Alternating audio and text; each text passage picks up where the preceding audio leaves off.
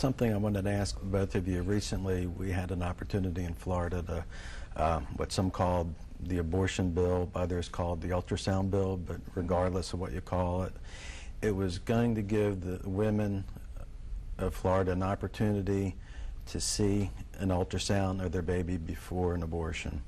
I know the media said that the mother was going to have to pay for it, that the abortion was going to force it upon the mother. Well, the fact remains it's public information. You can go on the website like we have and read it, where it says that the abortionist gives the mother the opportunity to see the ultrasound. Now, Donna, 37 years ago, we didn't have ultrasound technology like we have today. How do you think that would have affected you and your decision? I believe it would have made all the difference in the world, because I, like many women, and even Melissa mentioned too, there are usually two questions that a girl asks when she goes in to have an abortion. Is it a baby, and will it hurt? We were, and I can say this, we were lied to on both of those. Yes, it is a baby, and yes, it does hurt. So the fact that 37 years ago they can, and even up until present time, it's sort of discounted. It sells. This is not a viable child. It's, all those kind of things. And you can convince yourself, oh, okay then, okay, it's a blob of tissue.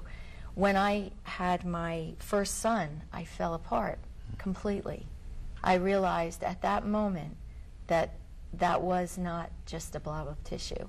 When I saw one of my fellow nurses come into work one time with their ultrasound of her 12-week-old baby and show it to all the nurses on the floor, I watched as myself and about 8 others completely fell apart, because we saw in black and white in front of us, the proof that this window into the womb, as they call ultrasound, is so needed. And I think some of the people say, well, that's not fair to a woman who's there to have an abortion. That's putting an undue pressure on her. But I'm saying, and we're saying, and thousands of others of us who have had abortions are saying, that we have the right to be fully informed. We have the right to know and then to make a fully informed decision. But to be lied to and to be, shunned aside almost as if you're not smart enough to make this decision and everything. And like any other medical procedure, I mean, there is consents. I have patients that have their gallbladder removed that have more consent than someone who's having an abortion. It's treated as this very flippant, you'll be fine, pat your hand, take a few Tylenol, you'll have some cramping, and you're good to go. And that couldn't be further from the truth. I mean, there are women who the sound of a vacuum cleaner, their husbands vacuum for them. And this is all real. This is trauma. This is deep trauma. And that's why the programs now and the new brain science are looking at this trauma. So we say, yes, the ultrasound bills, the more fully informed women and men can be in this decision, in the life-changing decision, we want to see this. Melissa, if I can ask, if the abortionist had asked you, would you like to see an ultrasound? Do you think you would have, and how do you think that might have affected your decision? I don't think it would have been an undue pressure at all. I think being coerced to have the abortion, I mean, ultimately I allowed it to happen, so I'm responsible, but being taken there with no hope, being told that it was just a blob of tissue. I think after seeing my son turning, sucking his thumb, and seeing that, yes, I was having a boy, I would have fought harder. I think that feeling of helplessness of laying on that table saying it's too late, I have no choice, I think after seeing the precious life inside of me, I would have jumped up off that table and ran. And then at some point I'm sure I would have found the hundreds of places that are out there to help women who make the choice to keep their baby. There is help out there. You're not alone as you think. I mean, when you're so young, your life is your home and your parents. You don't think there's anything else.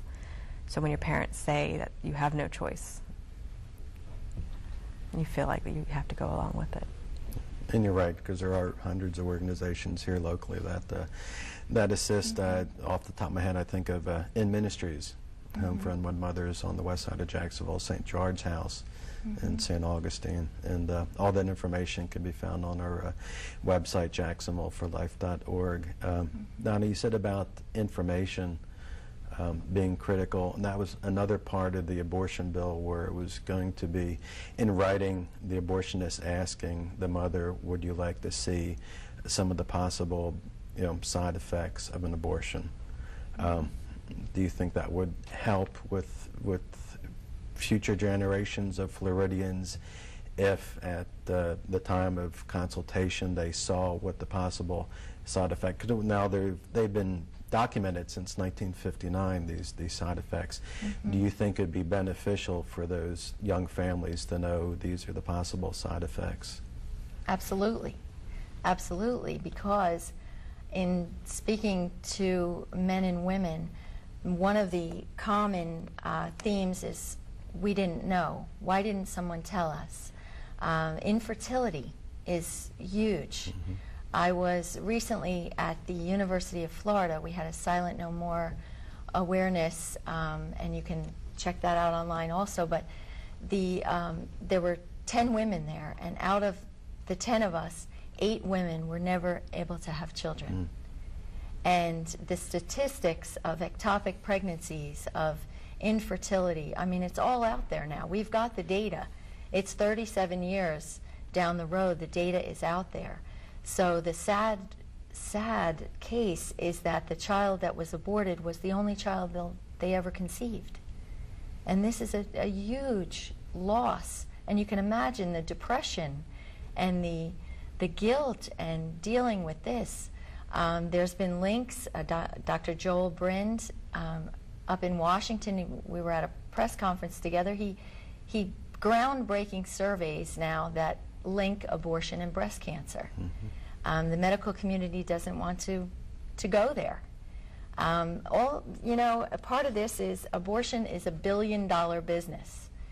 I'm a realist. I'm very practical. It's $1 billion business. And I really believe, in my opinion, that they don't want women being fully informed. They don't want you to see the ultrasound. That's loss of revenue. In 2006, Planned Parenthood made $1 billion. And part of that is our taxpayer money. I could get steaming mad over that. But that's why it's important for us to be educated about this, to know the real story of what's going on, not to believe the lobbyists and the propaganda and all that other stuff, and for women to really take a stand and feel that we're empowered to make a fully informed decision. And of course we know what that would be, at least for thousands of us, perhaps millions of us, what that would be.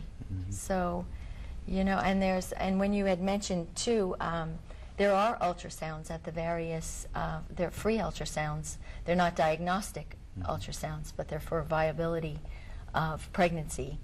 So I encourage any young woman who finds herself pregnant to go to one of the pregnancy care centers like Women's Help Center and Emergency Pregnancy Services here in town, First Coast Women's Services, to have the ultrasound, to see if this is a viable pregnancy, because that's another avenue where the revenue is, you go into an abortion clinic and you're having an abortion. Well, was that pregnancy going to end in miscarriage a week later?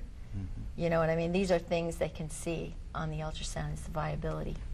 And there's plenty of help, like Melissa said. I had no idea there was help out there when I went. I was 17 also. No idea that there was a place I could go where people would come with me to talk to my dad, who was a strict Italian, wonderful man. But I was scared silly of the man. I thought he would kill me. And I think that's a lot of what is going on in us is fear. Just fear just drives you. You can't think straight. You don't eat. All of a sudden it's, what do we do? So, you know, the first thing I say to young women and men, take a deep breath. First of all, I wish you never got into that position in the first place. It's why God's perfect plan of sex within marriage makes perfect sense. So, in the last couple minutes, I wanted to ask you some groups that we normally don't talk about, and you briefly mentioned about men. And the reason I want to ask about that, well, twofold. One, because I'm a man.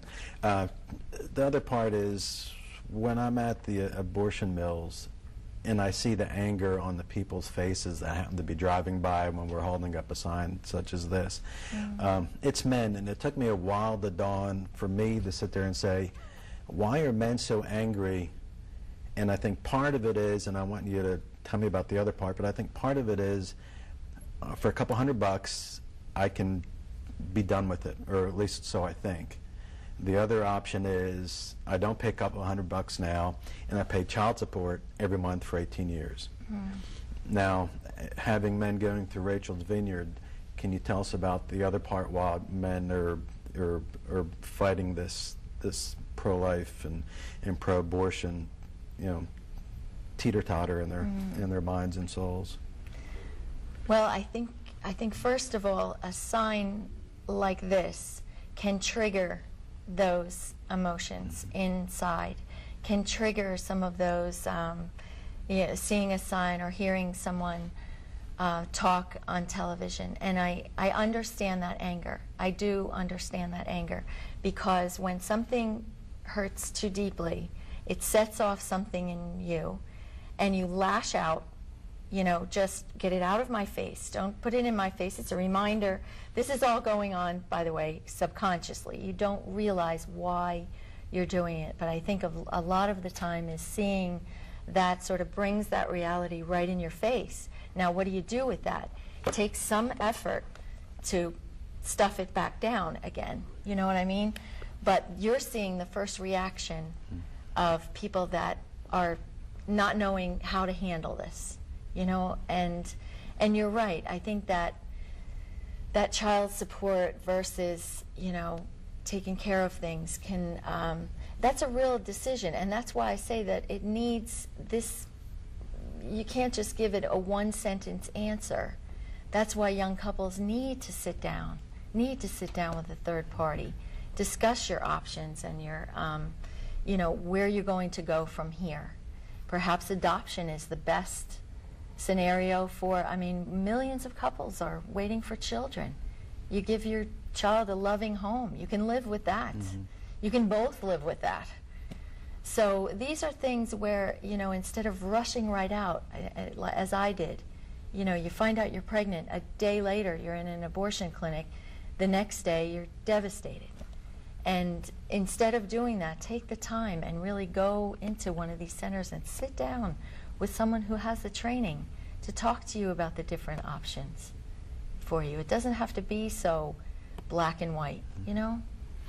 Our last minute, I'd like to ask about our African American community, where they're experiencing abortion at 3 times the rate as Hispanics and as Caucasians. Any thought on that? It doesn't surprise me. One of the founders, Margaret Sanger, of the abortion movement was she was a racist. She was a racist. She was a white supremacist. And if you notice out there on the map you can see where the abortion clinics have been placed in black communities. And there's no surprise there. It was to, you know, to sort of rid the community. And that's, you know, African American community have always been such a tight family knit and proud of their culture and proud of their children. And I urge you to, you know, to see that bigger picture out there, and to really become informed about that, become angry about that, and to speak out about that. I appreciate. We'll help you. Oh, thanks. Appreciate you both being on today. Until next time, please visit rachelsvineyard.org, jacksonvilleforlife.org, and do something, save babies in Jacksonville. Thanks for watching.